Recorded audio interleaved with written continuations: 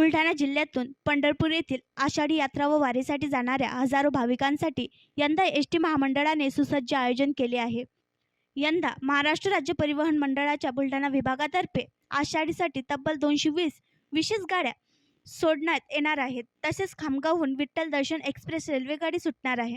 या यात्रा स्पेशल गाडीच्या 2 फेऱ्या असून पहिली फेरी काल रविवारी रवाना झाली।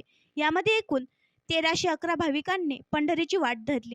बुलढाण्याचे विभाग नियंत्रक आणि यंत्र अभियंता तथा प्रभारी विभागीय वाहतूक अधिकारी नितीन जयस्वाल यांच्या मार्गदर्शनाखाली यंदा आषाढी यात्रेसाठी सुसज्ज नियोजन करण्यात आले आहे। नियोजनात वाहतूक विभागाचे सुधीर भालेराव, हरीश नागरे यांचाही सहभाग होता।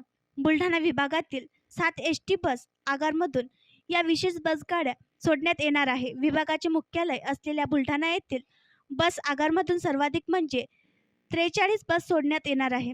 या खालोखाल खामगाव आगारातून 40 बस, मेहकर आगारातून 38 बस, मलकापूर आगारातून 29, चिखलीमधून 21 बस सोडण्यात येणार आहेत। आणखी नवीन व्हिडिओ पाहण्यासाठी आमच्या देशमुख एक्सप्रेस न्यूज चॅनलला सबस्क्राईब करा, लाईक करा आणि शेअर करा।